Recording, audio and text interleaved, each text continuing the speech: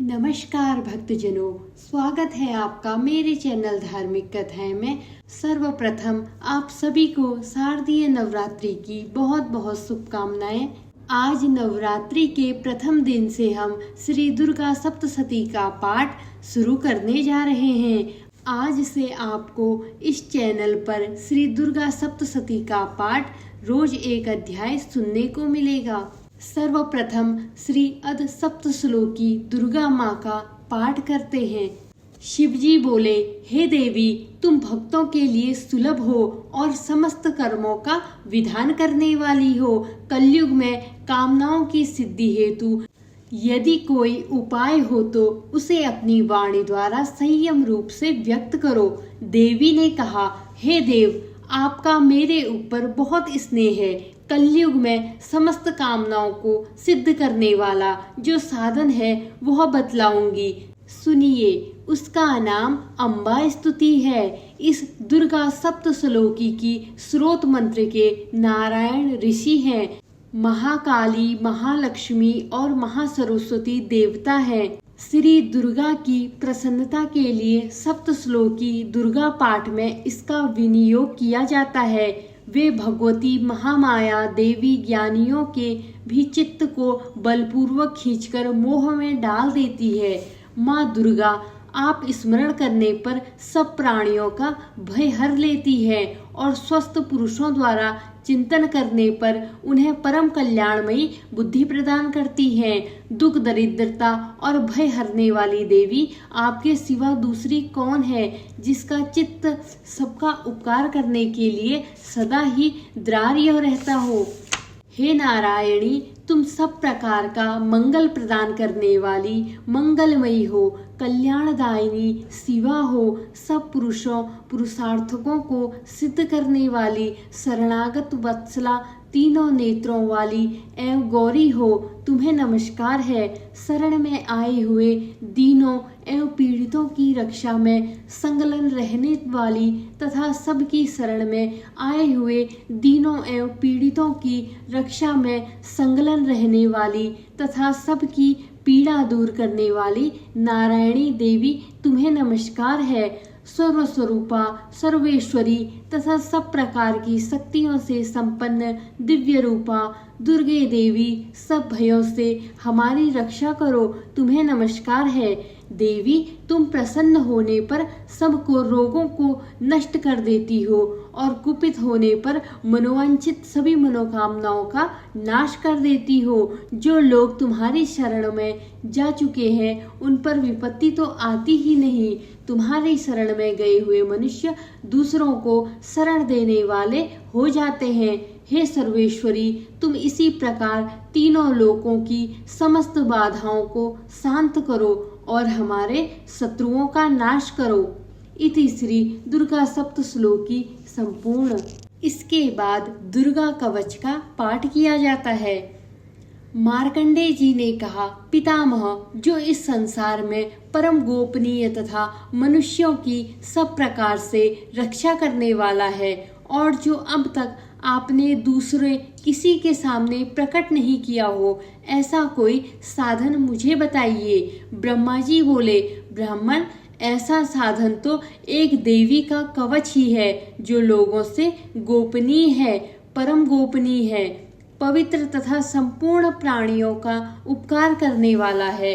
महामुने, इसे श्रवण करो। देवी की 9 मूर्तियां हैं जिन्हें नवदुर्गा कहते हैं। उनके पृथक पृथक नाम बताए गए हैं। प्रथम नाम शैलपुत्री है और दूसरा मूर्ति का नाम ब्रह्मचारिणी है। तीसरा स्वरूप चंद्रघंटा के नाम से प्रसिद्ध है और चौथी मूर्ति को कूष्मांडा कहते हैं। पांचवी दुर्गा का नाम स्कंद माता है। देवी के छठे रूप को कात्यायनी कहते हैं। सातवां कालरात्रि और 8वां स्वरूप महागौरी के नाम से प्रसिद्ध है। नवी दुर्गा का नाम श्री सिद्धदात्री है। ये सब नाम सर्वज्ञ महात्मा वेद भगवान के द्वारा ही प्रतिपादित की हुई हैं।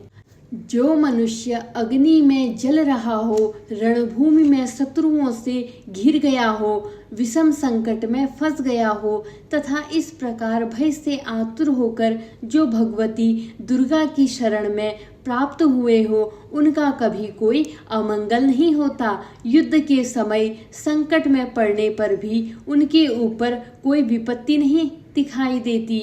उन्हें शोक, दुख और भय की प्राप्ति नहीं होती। जिन्होंने भक्ति पूर्वक देवी का स्मरण किया है, उनका निश्चय ही अभ्युदय होता है। देवेश्वरी, जो तुम्हारा चिंतन करते हैं, उनकी तुम निसंदेह रक्षा करती हो। चामुंडका देवी प्रेत पर आरूढ़ होती है, वाराही भैंसे पर सवार होती है, इंद्रिका वाहन ऐरावत हाथी है, वैष्णवी देवी गरुड़ पर ही आसन जमाती है, माहेश्वरी वृषभ पर आरूढ़ होती है, कौमारिका वाहन मयूर है, भगवान विष्णु की प्रियतमा लक्ष्मी देवी कमल के आसन पर विराजमान है और हाथों में कमल धारण किए हुए है। वृषभ पर आरूढ़ ईश्वरी देवी ने श्वेत रूप धारण कर रखा है। ब्राही देवी हंस पर बैठी हुई है और सब प्रकार के आभूषणों से विभूषित है। इस प्रकार ये सभी माताएं सब प्रकार की योग्य शक्तियों से संपन्न है। इनके सिवा और भी बहुत सी देवियां हैं जो अनेक प्रकार के आभूषणों की शोभा से युक्त तथा नाना प्रकार के रत्नों से सुशोभित हैं।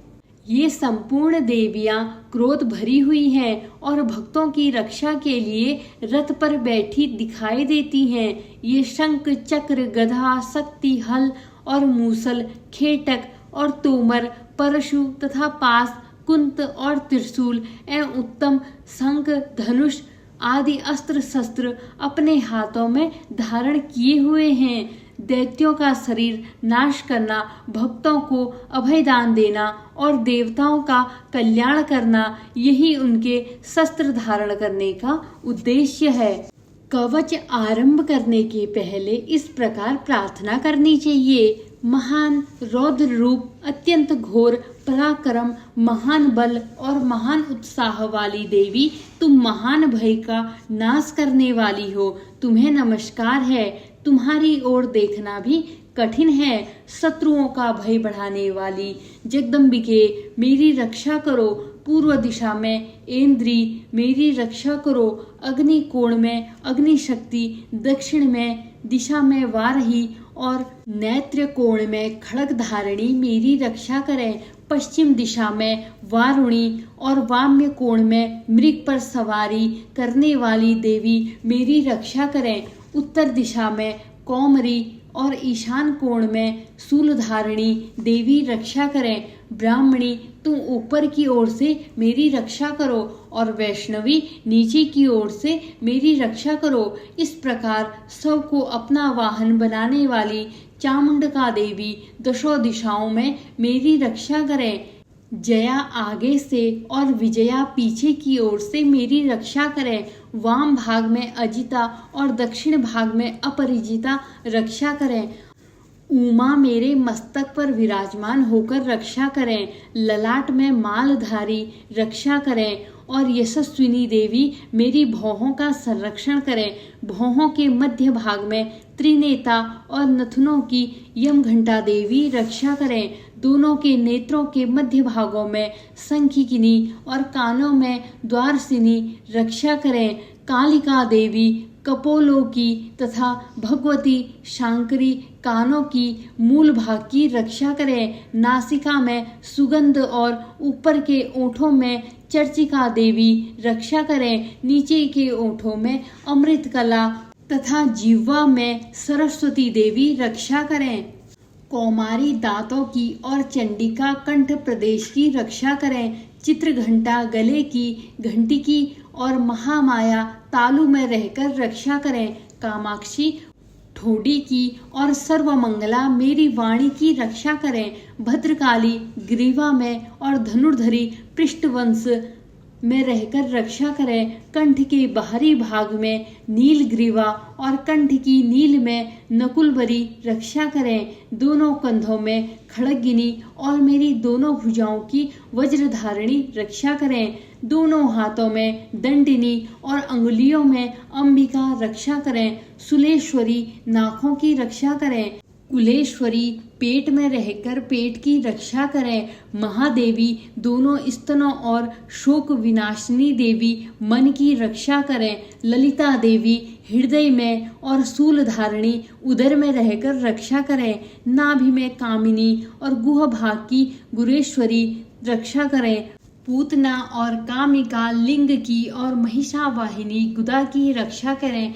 भगवती कटी भाग में और विंध्यवासिनी घुटनों की रक्षा करें। संपूर्ण कामनाओं को देने वाली महाबला देवी दोनों पिंडलियों की रक्षा करें। नारसिंह दोनों घुटियों की और तेजसी देवी दोनों चरणों के पृष्ठ भाग की रक्षा करें। श्रीदेवी पैरों की अंगुलियों में और तलवासिनी पैरों के तलुओं में रहकर रक्षा करें। अपनी दाढ़ों के कारण भयंकर दिखाई देने वाली दृष्टा कराली देवी नखों की और ऊर्ध्वकेशनी देवी केशों की रक्षा करें। रोमावलियों छिंद्रों में कैबेरी और त्वचारी वगीश्वरी रक्षा करें। पार्वती देवी रक्त मज्जा वसा मांस हड्डी और मेद की रक्षा करें। आंतों की कालरात्रि और पित्त की मुक्तेश्वरी रक्षा करें। मूलाधार आदि कमल केशों पद्यावती देवी और कफ में चूड़ामणि देवी स्थित होकर रक्षा करें।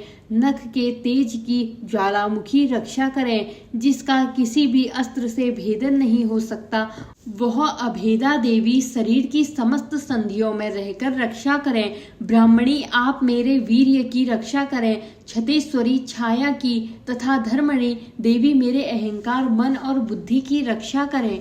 हाथों में वज्र धारण करने वाली वज्रहस्त देवी मेरे प्राण अपान व्यान उद्दान और समस्त वायु की रक्षा करें। कल्याण से शोभित होने वाली भगवती कल्याण शोभना मेरे प्राण की रक्षा करें। रस रूप गंध शब्द और स्पर्श इन विषयों का अनुभव करते समय योगिनी देवी रक्षा करें तथा सत्वगुण रजोगुण और तमोगुण की रक्षा सदा नारायणी देवी करें। वारही आयु की रक्षा करें। वैष्णवी धर्म की रक्षा करें और चक्रिणी चक्र धारण करने वाली देवी यश कीर्ति लक्ष्मी धन तथा विद्या की रक्षा करें। इंद्राणी आप मेरे गोत्र की रक्षा करें। चंडिके तुम मेरे पशुओं की रक्षा करो। महालक्ष्मी पुत्रों की रक्षा करें और भैरवी पति की रक्षा करें। मेरे पद की सुपथा तथा मार्ग की क्षेमकरी रक्षा करें। राजा के दरबार में महालक्ष्मी रक्षा करें तथा सब ओर व्याप्त रहने वाली विजया देवी संपूर्ण भयों से मेरी रक्षा करें। देवी जो स्थान कवच में नहीं कहा गया अतएव रक्षा से रहित है वह सब तुम्हारे द्वारा सुरक्षित हो क्योंकि तुम विजयशालिनी और पापनाशनी हो। यदि आपने शरीर का भला चाहे तो मनुष्य बिना कवच कहीं एक पग भी न जाए। कवच का पाठ करके ही यात्रा करें। कवच के द्वारा सब ओर से सुरक्षित मनुष्य जहाँ जहाँ भी जाता है वहाँ वहाँ उसे धन लाभ होता है तथा संपूर्ण कामनाओं की सिद्ध करने वाली विजय की प्राप्ति होती है।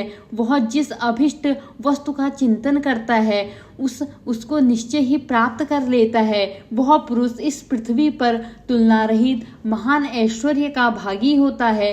कवच के सुरक्षित मनुष्य निर्भय हो जाता है। युद्ध में उसकी पराजय नहीं होती तथा वह तीनों लोकों में पूजनीय होता है। देवी का यह कवच देवताओं के लिए भी दुर्लभ है। जो प्रतिदिन नियम पूर्वक तीनों संध्याओं के समय श्रद्धा के साथ इसका पाठ करता है उसे देवी कला प्राप्त होती है तथा वह तीनों लोकों में कहीं भी पराजित नहीं होता। इतना ही नहीं वह अपमृत्यु से रहित हो 100 से भी अधिक वर्षों तक जीवित रहता है। यह कवच मनुष्य के तेज की वृद्धि करने वाला और उत्तम है। कवच का पाठ करने वाला पुरुष अपनी कीर्ति से विभूषित भूतल पर अपने सुयश के साथ साथ वृद्धि को प्राप्त होता है। जो पहले कवच का पाठ करके उसके बाद सप्तशती चंडिका का पाठ करता है, उसकी जब तक वन पर्वत काननों सहित यह पृथ्वी टिकी रहती है, तब तक यहाँ पुत्र पौत्र आदि संतान परंपरा बनी रहती है। फिर देह का अंत होने पर वह पुरुष भगवती महामाया के प्रसाद से उस नित्य परम पद को प्राप्त होता है, जो देवताओं के लिए भी दुर्लभ है। बहुत सुंदर दिव्य रूप धारण करता है और कल्याणमयी शिव के साथ आनंद का भागी होता है। आइए अब दुर्गा सप्तशती का प्रथम अध्याय शुरू करते हैं। प्रथम चरित्र के ब्रह्मा ऋषि, महाकाली देवता, गायत्री छंद, नंदा शक्ति, रक्तदंतिका बीज, अग्नि तत्व और ऋग्वेद स्वरूप हैं। महाकाली देवता की प्रसन्नता के लिए सर्वप्रथम चरित्र के जप में विनियोग किया जाता है। भगवान विष्णु के सो जाने पर मधु और कैटव को मारने के लिए कमल जन्मा ब्रह्मा जी ने जिनका स्तवन किया था, उन महाकाली देवी का मैं सेवन करता हूँ। वे अपने 10 हाथों में खड्ग, चक्र, गदा, बाण, धनुष, परिघ, शूल, भूसुंड, मस्तक और शंख धारण करती है। उनके 3 नेत्र हैं। वे समस्त अंगों में दिव्य आभूषणों से विभूषित है। उनके शरीर कांत नीलमणि के समान है तथा वे 10 मुख और 10 पैरों से युक्त हैं। मार्कंडेय जी बोले, सूर्य के पुत्र सार्विक जो 8वें मनु कहे जाते हैं, उनकी उत्पत्ति की कथा विस्तार पूर्वक कहता हूँ, सुनो। सूर्य कुमार महाभाग सार्विण भगवती महामाया के अनुग्रह से जिस प्रकार मनवंतर के स्वामी हुए, वही प्रसंग सुनाता हूँ। पूर्व काल की बात है। स्वरारोचित मंत्र में सूरत नाम के एक राजा थे, जो चैत्र वंश में उत्पन्न हुए थे। उनका समस्त भूमंडल पर अधिकार था। वे प्रजा का अपने ओर से पुत्रों की भांति धर्म पूर्वक पालन करते थे। तो भी उस समय कोलाविध्वंसी नाम के क्षत्रिय उनके शत्रु हो गए। राजा सुरति की दंडनीति बड़ी प्रबल थी। उनका शत्रुओं के साथ संग्राम हुआ। यद्यपि कोलाविध्वंसी संख्या में कम थे, तो भी राजा सुरत युद्ध में उनसे परास्त हो गए।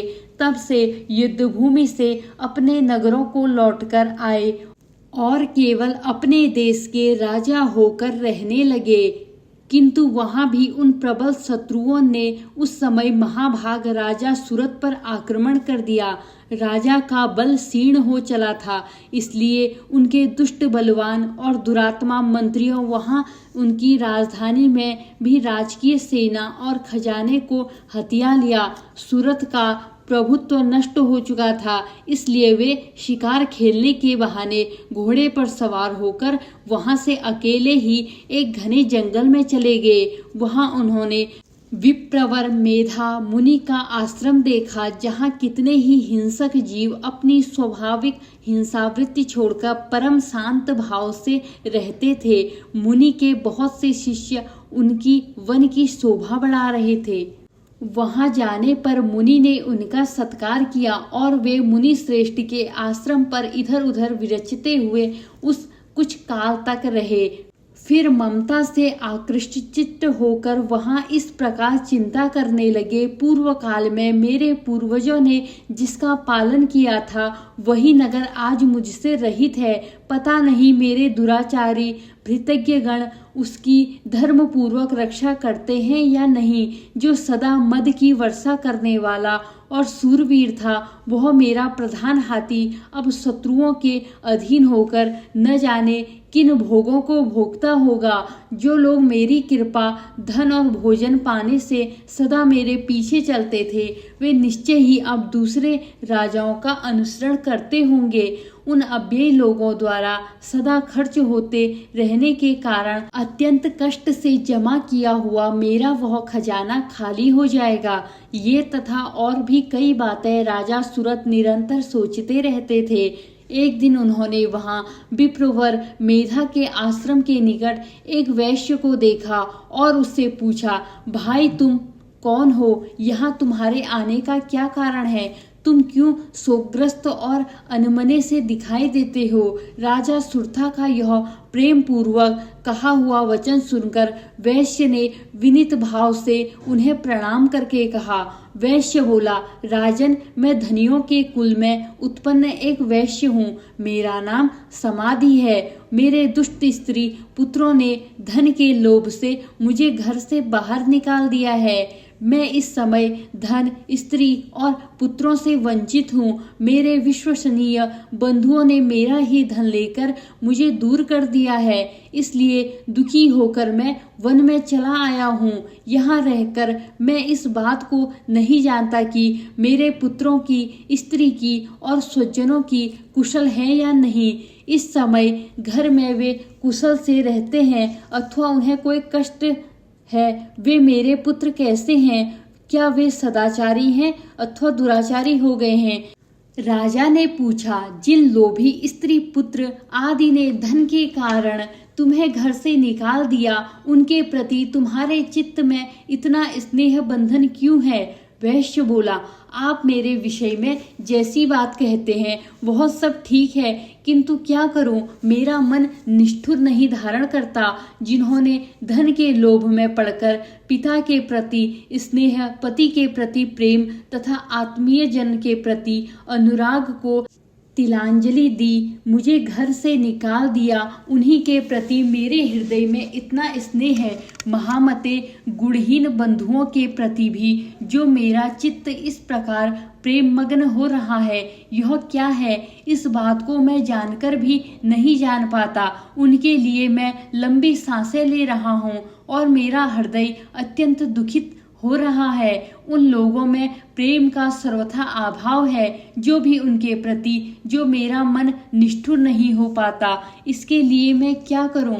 मार्कंडेय जी कहते हैं, ब्राह्मण तदंतर राजाओं में श्रेष्ठ सूरत और वह समाधि नामक वैश्य दोनों साथ साथ मेधा मुनि की सेवा में उपस्थित हुए और उनके साथ यथा योग्य न्यायानुकूल विनयपूर्ण बर्ताव करने बैठे।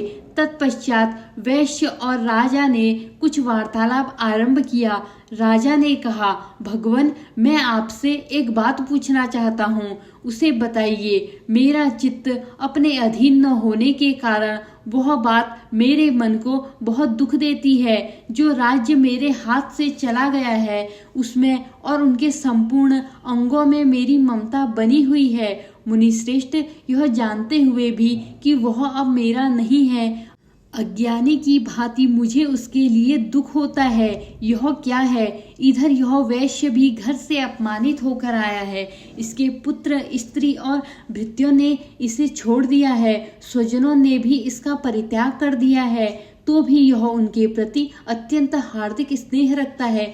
इस प्रकार यह तथा मैं दोनों ही बहुत दुखी हैं। जिसमें प्रत्यक्ष दोष देखा गया है उस विषय के लिए भी हमारे मन में ममता जनित आकर्षण पैदा हो रहा है। महाभाग, हम दोनों समझदार हैं, तो भी हमसे जो मोह पैदा हुआ है यह क्या है? विवेक शून्य पुरुष की भांति मुझ में और इसमें भी यह मूढ़ता प्रत्यक्ष दिखाई देती है। ऋषि बोले, महाभाग, विषय मार्ग का ज्ञान सब जीवों को है। इस प्रकार विषय भी सबके लिए अलग अलग है। कुछ प्राणी दिन में नहीं देखते और कुछ दूसरे रात में नहीं देखते, तथा कुछ जीव ऐसे हैं जो दिन और रात्रि में बराबर ही देखते हैं। यह ठीक है कि मनुष्य समझदार होते हैं, किंतु केवल वे ही ऐसे नहीं होते। पशु, पक्षी और मृग आदि सभी प्राणी समझदार होते हैं। मनुष्यों की समझ भी वैसी ही होती है जैसी उस मृग और पक्षियों की होती है, तथा जैसी मनुष्यों की होती है वैसी ही उन मृग, पक्षियों आदि की होती है। यह तथा अन्य बातें भी प्रायः दोनों में समान ही है। समझ होने पर भी इन पक्षियों को तो देखो, ये स्वयं भूख से पीड़ित होते हुए भी मोहवश बच्चों की चोंच में कितने चाव से अन्न के दाने डाल रहे हैं। नरश्रेष्ठ, क्या तुम नहीं देखते कि ये मनुष्य समझदार होते हुए भी लोभवश अपने किए हुए उपकार का बदला पाने के लिए पुत्रों की अभिलाषा करते हैं। यद्यपि उन सब में समझ की कमी नहीं है, तथापि वे संसार की स्थिति बनाए रखने वाले भगवती महामाया के प्रभाव द्वारा ममतामयी भंवर से युक्त मोह के गहरे गर्त में गिराए गए हैं। इसलिए इसमें आश्चर्य नहीं करना चाहिए। जगदीश्वर भगवान विष्णु की योग निद्रा रूपा जो भगवती महामाया है, उन्हीं से यह जगत मोहित हो रहा है। वे भगवती महामाया देवी ज्ञानियों के भी चित्त को बलपूर्वक खींचकर मोह में डाल देती है। वे ही इस संपूर्ण चराचर जगत की सृष्टि करती है। वे ही प्रसन्न होने पर मुनियों को मुक्ति के लिए वरदान देती हैं। वे ही पराविद्या, संसार बंधन और मोक्ष की हेतुभूता सनातनी देवी तथा संपूर्ण ईश्वर की अधीश्वरी है।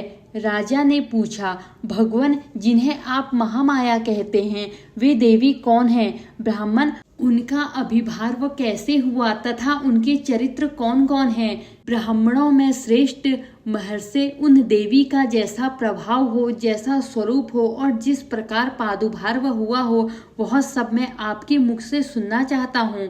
ऋषि बोले, राजन, वास्तव में तो वे देवी नित्य स्वरूपा ही हैं। संपूर्ण जगत उन्हीं का रूप है तथा उन्होंने समस्त विश्व को व्याप्त कर रखा है।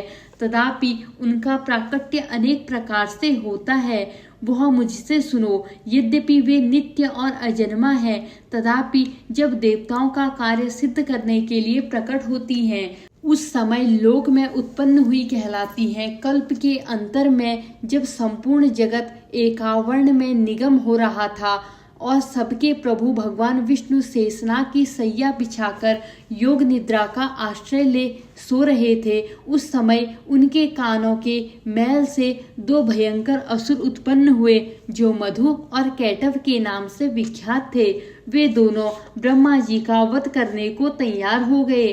भगवान विष्णु के नाभि कमल में विराजमान प्रजापति ब्रह्मा जी ने जब उन दोनों भयानक असुरों को अपने पास आया और भगवान को सोया हुआ देखा, तब एकाग्रचित्त होकर उन्होंने भगवान विष्णु को जगाने के लिए उनके नेत्रों में निवास करने वाली योग निद्रा का स्वतः आरंभ किया, जो इस विश्व की अधीश्वरी, जगत को धारण करने वाली, संसार का पालन और संहार करने वाली तथा तेज स्वरूप भगवान विष्णु की अनुपम शक्ति है। उन्हीं भगवती निद्रा देवी की भगवान ब्रह्मा स्तुति करने लगे।